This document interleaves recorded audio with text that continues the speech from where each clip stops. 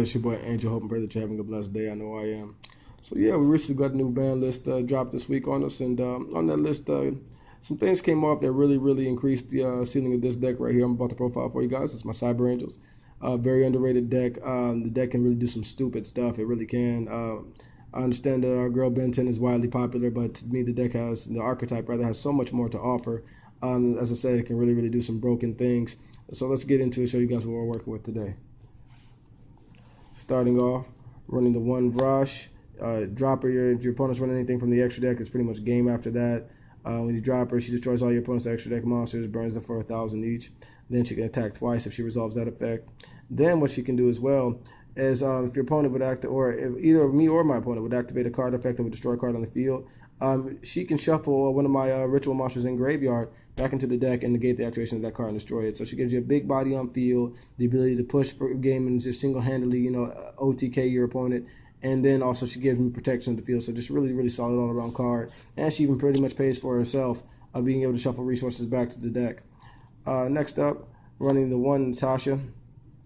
Natasha's just really broken. I mean, she really is. Natasha just, first of all, when she's on field, if my opponent would attack one of my ritual monsters, she can just negate the attack. That's not once per turn. Just anytime my opponent declares an attack on a ritual monster, including herself, she can just negate it. Secondly, I can target one of my monsters I control, take half of its attack points and add it to my life points and gain them. That right there. So if the card just did that right there, it'd be worth running, at least at one. I mean, seriously. But then this third effect is just really broken in the sense that if, obviously after it's properly ritual summoned, if it's in the graveyard, I can banish one of my Cyber Angel monsters from my graveyard, special summon this card, target one of my opponent's monsters, and then take control of that monster permanently. That's just amazing. This card is really broken. In fact, to tell you the truth, you could build an entire deck just dedicated to Natasha Turbo. Just like I said, you got to run her. It's just one of the things I feel is very underrated about the archetype. There's really a lot to offer. So Cyber Angel Natasha, I like to run her at one. Perhaps she'll be bumped up in the future as well. Triple Ben 10, that Cyber Angel. Very useful all around because also not only is her tribute effect just completely busted, you can search for any light fairy type monster, but also her on-field effect is very useful in the sense that if I attack my opponent's monster and then I destroy it, sent to the graveyard, my opponent loses life points equal to that monster's defense as well. And so, as I said, she's really all around. She's a great card. Not just for a tribute effect, but she also is just very useful in all facets of the game. So run the triple Ben 10, no less than that will do. Double Idleton. What Idleton does is pretty much just like Vrash solves one of the issues with the deck that not always is it able to put a lot of beef on board, but when you tribute your Idleton, all your ritual monsters gain 1,000 attack and defense. Makes them formidable against pretty much anything. And also as well as when she's ritual summoned, you can search for a ritual spell card. Once again, just really good all around card. That's it for my Cyber Angel package. Then next up, running triple OG, the egg from above, Herald of Perfection, best ritual monster ever printed in my opinion. In fact, I wouldn't even really argue about it. If you can tell me one better, I'd be on all ears to hear that. Herald of Perfection is just Solemn on legs. It's it's the sauce. It's Bay, get you there. And it keeps you there as well. You drop your Herald of Perfection, 9 times out of 10, you're going to win. They better have the Kaiju to get over it. Herald of Perfection is just way too good. It was broke when it was released, and it's just broke now. So, hey, no power creeping this guy. Rounds out my ritual monsters. Then next up, I like to call this the King David package. You're running the 3-stick and the 3-chair. Just really busted all overall package, guys. These two cards are just amazing. They really add a lot of the draw power to the deck. A lot of the power plays. Be able to make Evil Trish pop one, draw one, and then neg my opponent one. First turn is amazing. After I probably plus 2 or 3 cards. Especially when I one of my favorite things to do is stick chair, and then I YOLO into a pre-preparation of rights as well, and then get a free Herald off of that. It's just amazing. And then also the ability to get a free, a super Delta Rose to get basically a free pop, and they better have Solemn Strike or Warning. Just like I said, gotta run these right here, 3 apiece, no less than that'll do. Triple Manju, OG in the game. It's been a beast circa 2001 or 2 when it was released. Card's just so good. Get you your pieces, get you what you need, and also is a good discard fodder for my Herald. If anything, if not anything else, so got to run the Manju at 3. Then, so glad to be able to say this triple Honest. Honest, if like I said, if I had a chance to run it at 3, I was going to do it, and now I have that chance, and so here she is. Here he is, rather. Honest is just a great card. One of the best hand traps ever printed. Card is just too good. Being able to push for game, being able to keep your opponent honest, no pun intended. What they do, their attacks, their pushes. Just so versatile, so good. Also, ability to be able to return itself from field to hand, just too good. And also, in this deck, I can easily recycle it. It's just an endless wall of protection. And also, I can take small monsters and push for game with them. Get over problem cards. Triple Honest, love having it at 3. Then rounding off the monsters, run the 1 barrier statue of the heavens. To me, this is the best barrier statue simply because to me it's the only barrier statue backed by the support that it has. Being able to ties the brethren into a field of protection from hand, as well as also being able to potentially back that up with the Herald play. This card's just way too good. Honestly, tell you the truth, once my barrier statue comes out there, especially in tandem with my perfection, it's more than not game. So more times than not game. So gotta run this, gotta run this, gotta run this. Rounds out all the monsters. Next up, got triple Ritual Sanctuary, completely broke field spell, recycles my resources, able to special summon monsters from the graveyard. I've reused Raigekis, I've reused Soul Charges with this card. You name the spell. If I was running in this deck, I've been able to just reuse those things twice in the same duel. Just amazing all-around card. Also pitch a spell card from hand in order to be able to search for more ritual pieces. Just really, really, really good.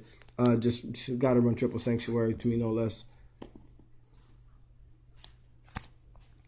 Then next up, triple Machine Angel Ritual. This gets out my Cyber Angels, and also it provides great protection, especially in formally, I don't know how prevalent is going to be as the meta pushes forward, but especially in the True Draco matchup, I remember this right here was always so clutch because Herald could not negate the True Draco traps engrave, but Machine Angel Ritual keep your Herald up on board.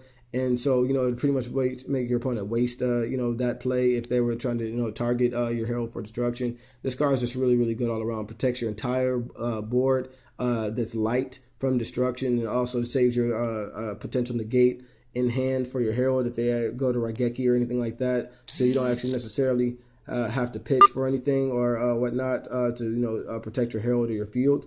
Machine Angel Ritual is just really solid all around card. Just got to run it to me if you're running the more so of a Cyber Angel package like I am. Next up, running triple Dawn of the Herald. Way too good. Obviously, we know what this card does. In tandem with your Super Egg, the only spell that really pretty much pays for itself for ritual monsters. The card is just way, way, way too awesome. Activate it, discard whatever you're going to use to summon your Herald, banish it from grave, be able to get that resource back. Great all around card. Then running triple Ties of the Brethren. Like I said, we want to use this for our barrier statue plays. Being able to make that board more times than not, it's just almost the game right there. Be able to back up your barrier statue with the Honest and potentially maybe a stick, and then be able to follow up with a stick chair play afterwards. That's normally the route that I go if that's what's available. And more times than not, it is. So, like I said, got to run triple Ties. I just love the card all around. Really, really, really, really add a lot of power to the deck. Triple pre-prep of Brokenness. I mean, pre-preparation of Rice is just an amazing card. It's what rituals needed. Card's just really good. Just being able to +1, instantly search out my Herald and the ritual spell, and then be able to go into further plays after that without even having to commit to a summon to search. Just a great all-around card. Just awesome. Then run triple or double the best spell in the game right now, guys. Pot of Desires. Get you your pieces. Thins your deck out. It's excellent all around card. I like to run to that too. 3 is a little bit too much because I find myself banishing, maybe drawing 1 pot, or especially I hate it when I don't banish any pots and I know I have 2 more pots in the deck. That's just not efficient to me. So double pot has been really good. Then next up, double prep. Wow. When I heard when I saw that prep came off the list, I just knew it was the first thing I thought of: Cyber Angels, Cyber Angels, Cyber Angels. being able to have more search power than the deck already has, just adding to that already insane consistency the deck already has, it's just way too broken. Cards is just phenomenal. In a lot of ways, it is better than pre-prep because this is not once per turn. So that being said, just added a completely new power cap to the deck. Gotta love it. Gotta love it. Gotta love it. And hopefully, maybe we'll get it back to 3 on the next ban list. So double prep. All right. So 2 of my spicy techs here. And this card, honestly, guys, is really, really been winning me games. And that's double Prohibition. So let me explain. One of the things that this deck can lose to is hand traps. And there's been no real effective way to counter hand traps going first. At least I didn't think there was until I remembered, Prohibition. If you activate your pre-prep, you get Ash, chances are you're probably going to lose that game.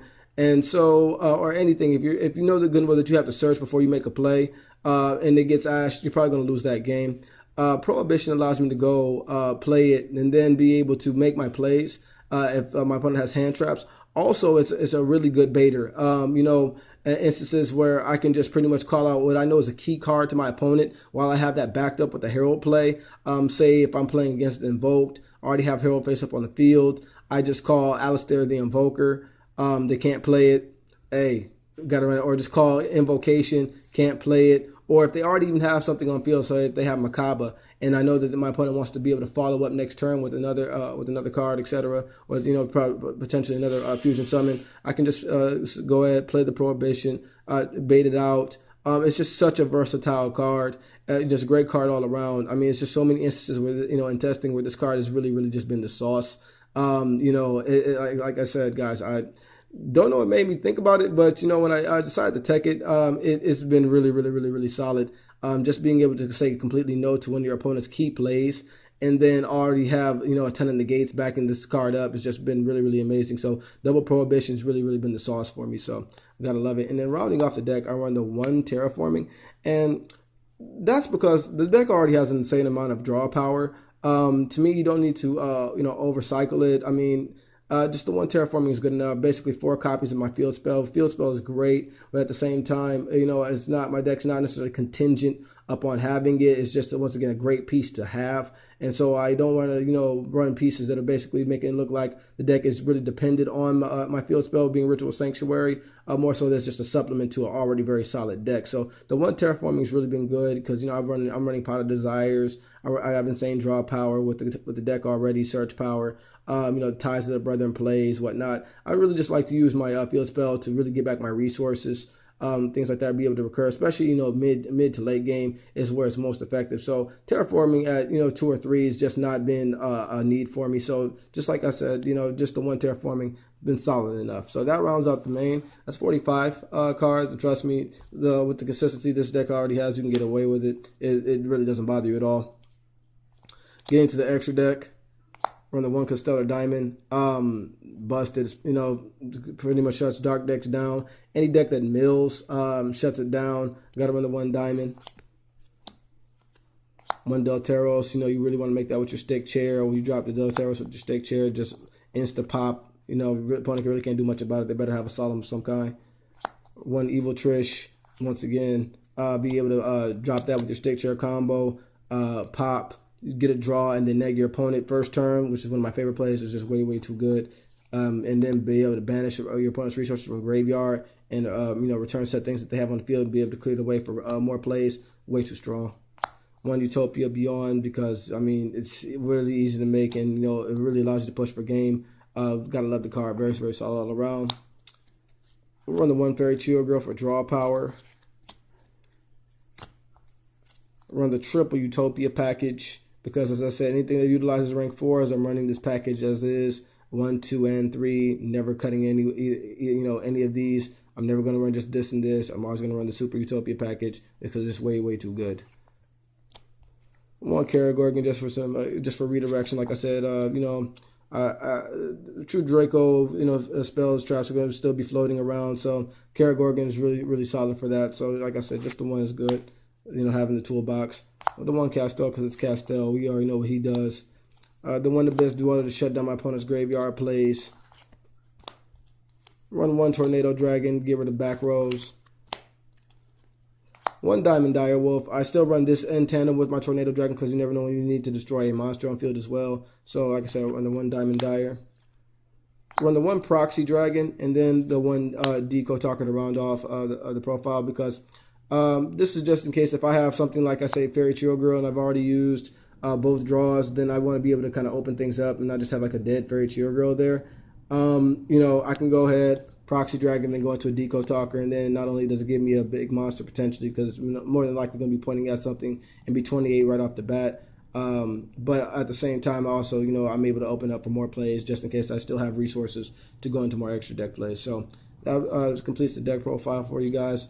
Once again, you know, feel free to like, comment, subscribe, leave me any criticism down in the comment section, anything you feel I need to work on, anything you feel that you want to see on the channel in the future. Thank you for tuning in. Hopefully the good Lord blesses you, works in your lives. This has been your boy Angel. Peace.